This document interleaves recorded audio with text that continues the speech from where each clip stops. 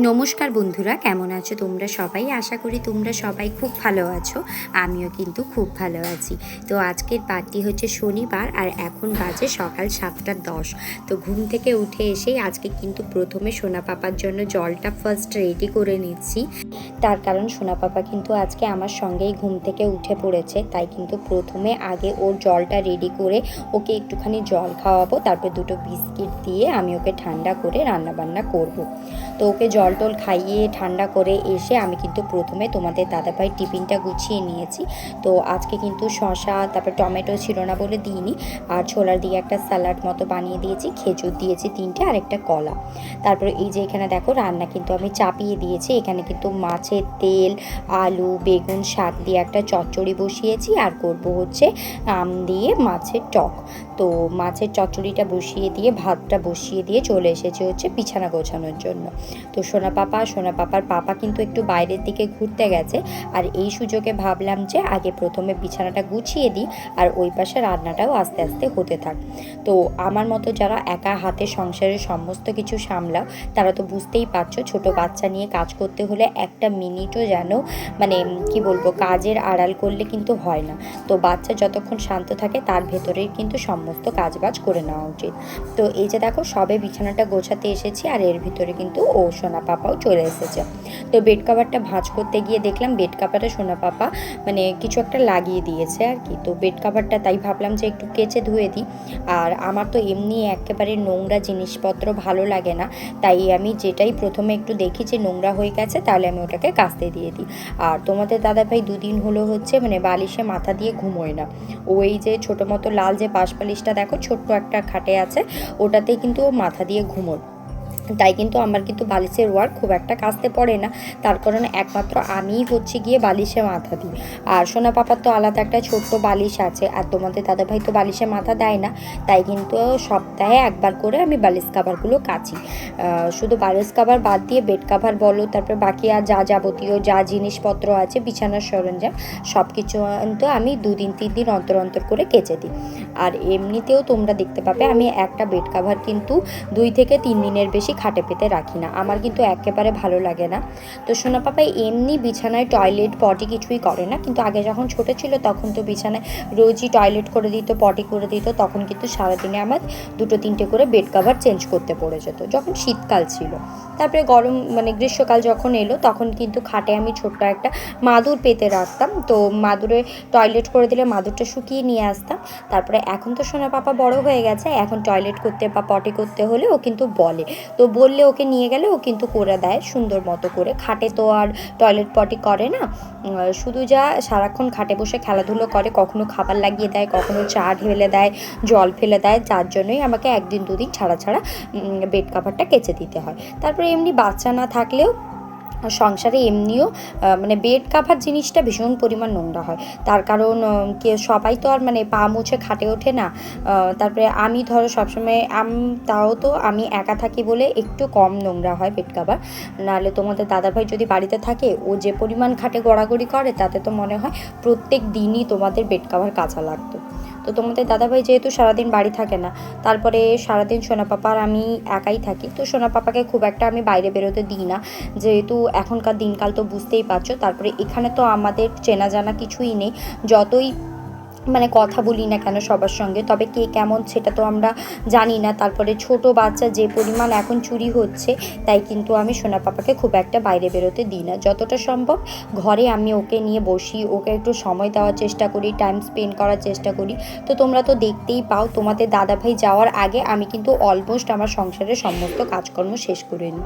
তার একমাত্র মানে কারণ হচ্ছে সোনা পাপা, তার কারণ হচ্ছে তোমাদের দাদাভাই চলে যাওয়ার পরে আমি যদি সংসারের সমস্ত কাজকর্ম করি তাহলে কিন্তু সোনা পাপা একা হয়ে যাবে।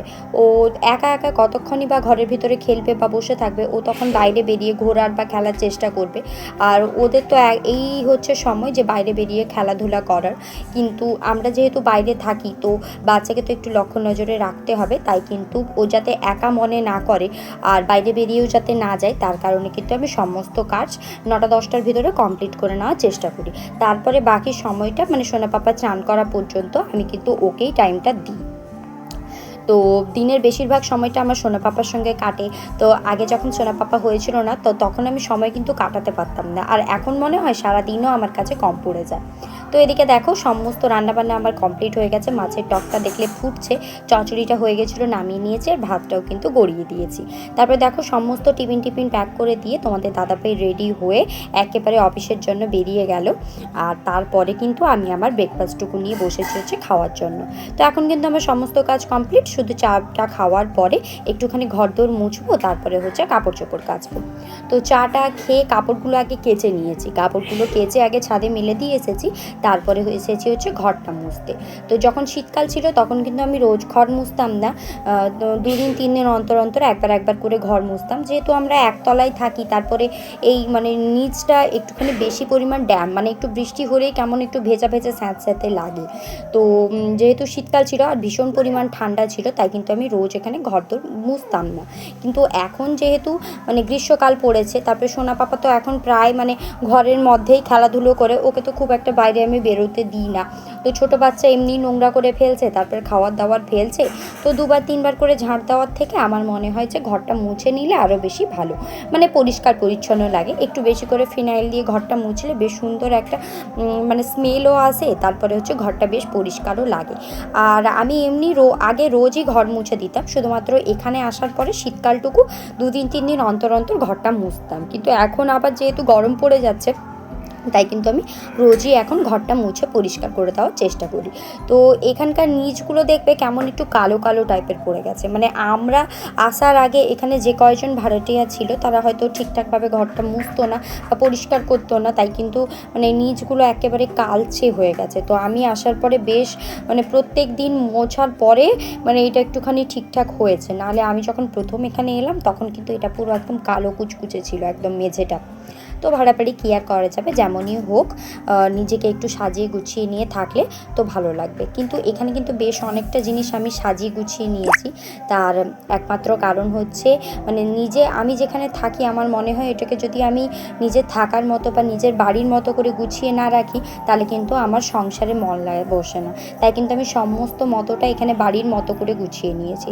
তারপরে সমস্ত কাজ গুছিয়ে দিয়ে তারপরে এসেছি হচ্ছে সোনা পাপাকে চান করানোর জন্য। তো সোনা পাপা এমনি কিন্তু তেল মাখে না, তবে শীতকালটা ওকে আমি নর্মালি নারকেল তেল মাখিয়ে দিতাম, মানে শালিমারের যে নারকেল তেলটা হয় ওটাই কিন্তু মাখাতাম। এমনি ডক্টরের কাছ থেকে ওকে ছোটোবেলায় একবার অ্যালার্জি হয়েছিল তেল মাখিয়ে, সর্ষের তেল মাখিয়ে। তারপর থেকে ডাক্তারবাবু ওকে যে কয়টাই তেল মাখিয়ে দিয়েছে প্রত্যেক কটাতেই সোনা পাপার অ্যালার্জি হয়, মানে তেল জিনিসটা সোনা পাপার একেবারে শ্যুট হয় না। তাই কিন্তু ও ছোট থেকেই মানে আজ 3 মাস বয়স থেকে আজ হয়ে গেল 2 বছর 2 মাস, তো এখনও অবধি ওকে কিন্তু আমি সাবানই মাখায়। এতে করে ওর যে খুব একটা ঠান্ডা লেগে যায়, সর্দি কাশি হয় এরকমটা কিন্তু হয় না, ওর এটা অভ্যেসে পরিণত হয়ে গেছে। তো ও আর সাবান না মাখলে মানে ও কেমন বিরক্ত বোধ করে, মানে নোংরা বোধ করে আর কি। তাই কিন্তু ওকে আমি রোজই সাবান মাখিয়ে দিই। আর সোনা পাপাকে আগে আমি মাখাতাম টেডি বিয়ারের সাবান, আর এখন যেহেতু একটু বড় হয়ে গেছে তাই কিন্তু এখন আমি ওকে হিমালয়ার সাবানটা মাখাই। হিমালয়ের যে বাচ্চাদের সাবান, কিন্তু জনসন্স বেবির কোনো কিছুই আমি কিন্তু সোনা পাপার জন্য ইউজ করি না, আমার খুব একটা ভালো লাগে না জনসন্স বেবির জিনিসপত্র। আমি কিন্তু তার বদলে হিমালয়ার জিনিসপত্রটা ব্যবহার করি। তারপরে গরমকাল পড়ে গেলে সোনা পাপার জন্য আমি ক্যান্ডিড পাউডার ব্যবহার করি। ক্যান্ডিড পাউডারটা কিন্তু ভীষণ পরিমাণ উপকারে লাগে। যাদের ছোট বাচ্চা আছে তারা ক্যান্ডিড পাউডার এনে বাচ্চাদের গায়ে গরমকালে লাগিয়ে দেখতে পারো, ভীষণ পরিমাণ ভালো ক্যান্ডিড পাউডার। তো তারপর তো একেবারে চান টান করে পুজো দিয়ে খাওয়া দাওয়া করে সোনা পাপাকে নিয়ে ঘুমিয়ে পড়েছিলাম। তারপরে বিকেলে এসেছি হচ্ছে ছাদে সমস্ত কাপড় জামা তোলার জন্য। তো দুপুরবেলা কিন্তু একবারে এসেছিলাম, তো বেশ কয়েকটা জামা কাপড় শুকিয়ে গেছিলো, ওগুলোকে তুলে দিয়ে গিয়ে তারপর চান করার পরে যে কটা জামা কাপড় বেরিয়েছিলো ওগুলোকে কিন্তু আমি মেলে দিয়ে গেছিলাম ছাদে। তো এখন তো যেহেতু বেশ সব কিছুই কাপড় জামা শুকিয়ে গেছে, আর এখন কিন্তু 5:30 পৌনে 6টা বাজতে যায়, তবুও দেখো কি সুন্দর রোদ দিয়েছে, মনে হচ্ছে এই যেন 1-2 বাজে দুপুর। তো আজ সমস্ত কাপড় জামা এখন তুলে নিই। তো আজকের ভিডিওটা এখানেই শেষ করছি, কেমন লাগলো অবশ্যই জানাবে, যদি ভালো লাগে একটা লাইক আর সাবস্ক্রাইব করে আমার পাশে থাকবে। দেখা হবে নতুন আরও একটা ভিডিও নিয়ে।